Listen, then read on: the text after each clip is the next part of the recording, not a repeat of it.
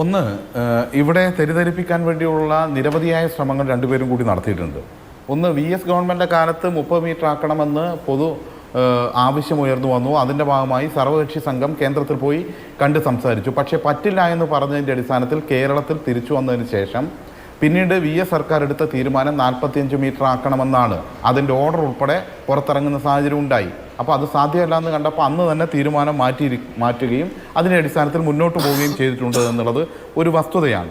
പിന്നെ ഇവിടെ പണം കേന്ദ്രം വല്ലാതെ ചെലവഴിക്കുകയാണെന്നൊക്കെ ശങ്കുട്ടി ദാസ് പറയുകയാണ്. കേരളത്തിൽ നിന്ന് ഈ റോട്ടിൽ നിന്ന് കഴിഞ്ഞ 3 വർഷം പിരിച്ച ടോളിൻ്റെ തുക എത്രയാണ്? 11,600 കോടി രൂപയാണ് കേരളത്തിൽ നിന്ന് ടോളായി പിരിച്ചു പോയത്. ഇനി ഈ പറഞ്ഞ ഓരോ സ്ട്രെച്ചും ഓരോ കമ്പനികൾക്ക് വിട്ടുകൊടുത്ത് അവർ അതിൽ നിന്ന് ടോൾ പിരിച്ചിട്ടാണ് ഈ പണം ചെലവഴിക്കുന്നത്. കേന്ദ്ര സർക്കാരൊന്നുമല്ല. പിന്നെ മറുപടി പറയേണ്ട ഒരു വിഷയം കൂടിയുണ്ട്. ഇവിടെ ഞാൻ നേരത്തെ സൂചിപ്പിച്ചല്ലോ, ഇവിടെ ഇത് മുംബൈയിൽ നിന്ന് ആരംഭിച്ച് കന്യാകുമാരിയിലേക്കുള്ള ഇന്ത്യയിലെ ഏറ്റവും പ്രധാനപ്പെട്ട ഒരു ദേശീയപാതയാണിത്. ചരക്ക് നീക്കവുമായി ഉൾപ്പെടെ ബന്ധപ്പെട്ടുകൊണ്ട്, ടൂറിസവുമായി ബന്ധപ്പെട്ടുകൊണ്ട്, മറ്റ് യാത്രയുമായി ബന്ധപ്പെട്ടുകൊണ്ട് ഇന്ത്യയിലെ ഏറ്റവും സുപ്രധാനമായ ഒരു ദേശീയപാതയാണ്. കേരളത്തിൻ്റെ മാത്രമല്ല, രാജ്യത്തിൻ്റെതാണ്. അവിടെ എന്തുകൊണ്ട് മഹാരാഷ്ട്രയിൽ നിന്ന് പണം വാങ്ങിയില്ല? എന്തുകൊണ്ട് കർണാടകത്തിൽ നിന്ന് പണം വാങ്ങിയില്ല? എന്തുകൊണ്ട് തമിഴ്നാട്ടിൽ നിന്ന് വാങ്ങിയില്ല? കേരളത്തിൽ നിന്ന് മാത്രമാണ് വാങ്ങിയത്. പിന്നെ ശ്രീ ലിജുവിനോട് എനിക്ക് പറയാനുള്ളത്, താങ്കൾ സൗമ്യമായ ആളുകളെ പറ്റിക്കരുത്. ഒന്ന്, കേരളത്തിൻ്റെ നിയമസഭയിൽ ഉൾപ്പെടെ ശ്രീ P രാജീവ് അന്ന് കൃത്യമായി കാര്യങ്ങൾക്ക് മറുപടി പറഞ്ഞിട്ടുണ്ട്. നിങ്ങൾ ഇതുമായി ബന്ധപ്പെട്ട കാര്യങ്ങൾ ഉന്നയിച്ചപ്പോൾ ലിജുവിന് കാര്യങ്ങൾ മനസ്സിലാവുന്നില്ലെങ്കിൽ ലോക്സഭയിൽ ഈ നിയമം അവതരിപ്പിച്ചല്ലോ, താങ്കൾ നേരത്തെ പറഞ്ഞ ഈ നിയമം, ആ നിയമം LARR ബില്ല് 2013 അവതരിപ്പിച്ചല്ലോ.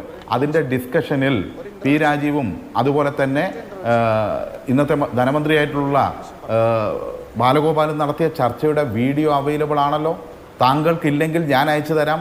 അതായത് അവർ കൃത്യമായി സഭയിൽ പറയുന്നു, ഇത്തരം ഒരു ഭൂമി ഏറ്റെടുക്കൽ നിയമം, അതിന് കോമ്പൻസേഷൻ കൂടുതൽ നൽകാൻ വേണ്ടി തീരുമാനിക്കുമ്പോൾ രാജ്യത്ത് ഏറ്റവും കൂടുതൽ ഭൂമി ഏറ്റെടുക്കുന്നത് ദേശീയപാത നിർമ്മാണവുമായിട്ടാണ്. അതിന് പാവങ്ങൾക്ക്, അവർക്ക് ഭൂമി നഷ്ടപ്പെടുന്നവർക്ക് കൊടുക്കണം എന്ന് പറഞ്ഞപ്പോൾ നിങ്ങൾ കോൺഗ്രസ്സുകാരെന്താ ചെയ്തത്? ഡെസ്കിനടിച്ച് തള്ളിക്കളഞ്ഞതാണ് ആ പറഞ്ഞ അഭിപ്രായത്തെ.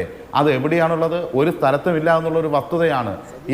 എന്നിട്ടാണ് ഈ പറഞ്ഞ രീതിയിൽ പിന്നീട് ഈ പറഞ്ഞൊരു സർക്കാരിൻ്റെ ഒരു നിർദ്ദേശത്തിൻ്റെ ഭാഗമായി ഇവിടെ പൂട്ടിപ്പോയ കാര്യങ്ങൾ എങ്ങനെയെങ്കിലും തുടരാൻ വേണ്ടി കഴിയുമോ എന്ന് നിരന്തര ചർച്ചയുടെ ഭാഗമായി പ്രധാനമന്ത്രിയും അതുപോലെ തന്നെ ശ്രീ നിതിൻ ഗഡ്കരിയും എല്ലാമായി നടത്തിയ ചർച്ച, ആ ചർച്ചയിൽ 25% ഏറ്റെടുക്കണമെന്ന് തീരുമാനിക്കുകയും ആ തീരുമാനം അന്നൊരു നിയമമൊന്നുമില്ല. അതുകൊണ്ടാണ് എന്ത് ചെയ്തത്?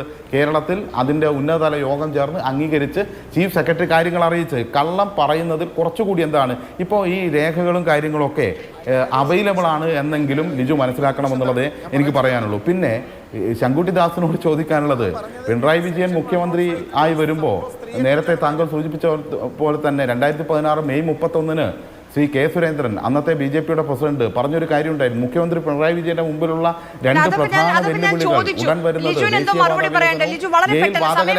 പൂർത്തീകരിക്കലാണ്.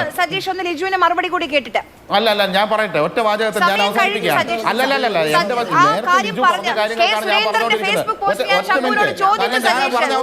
ഞാൻ പറഞ്ഞ് അവസാനിപ്പിക്കട്ടെ.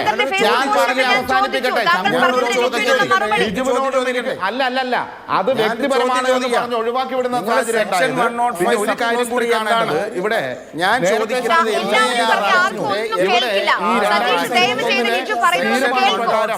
തീരുമാനപ്രകാരമാണ് ഇപ്പോ ഭൂമി ഏറ്റെടുക്കാൻ, ഈ പറഞ്ഞ കാര്യങ്ങൾക്ക് ഭൂമി ഏറ്റെടുക്കാൻ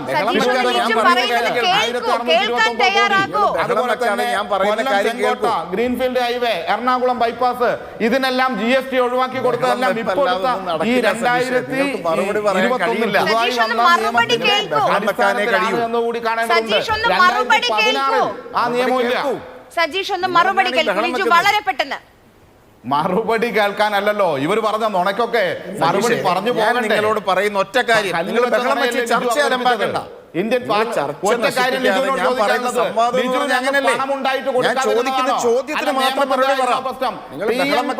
നിങ്ങളുടെ ഏഷ്യാനെറ്റ് ചർച്ചയിൽ പറഞ്ഞത് കയ്യിൽ പണമില്ല എന്നല്ലേ പറഞ്ഞത്? കയ്യിൽ പണമില്ലാത്തതുകൊണ്ടാണ് എന്ന് പറഞ്ഞിട്ടില്ലേ? ലിജുവിന് സംശയം ഞാൻ വീഡിയോ പറയുന്നത് LARR ആക്ടിന്റെ സെക്ഷൻ 105 സബ് ക്ലോസ് 3 ഞാൻ ആ പ്രൊവിഷനെ കുറിച്ചാണ് ഞാൻ സംസാരിച്ചത്. അപ്പോൾ നിയമം പാസ്സാക്കിയപ്പോൾ തന്നെ നിങ്ങൾ പി രാജീവിന് അതിനെക്കുറിച്ച് അറിയാതിരുന്നു എന്നത് എൻ്റെ തെറ്റല്ല. സബ് ക്ലോസ് 3 ഇതിനെക്കുറിച്ച് പറയുന്നുണ്ട്. അതോടൊപ്പം തന്നെ പരിഗണിക്കാത്ത കാര്യമാണ് പറയുന്നുണ്ട്. അതുപോലെ ഫോർത്ത് ഷെഡ്യൂൾ